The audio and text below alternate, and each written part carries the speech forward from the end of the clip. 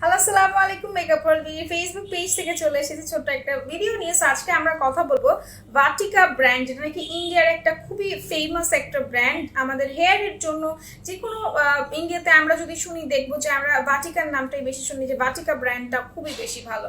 So আমরা আজকে কথা বলবো ভাটিকার ক্যাকটাস হেয়ার অয়েল নিয়ে, যেটা নাকি অনেক বেশি ভালো।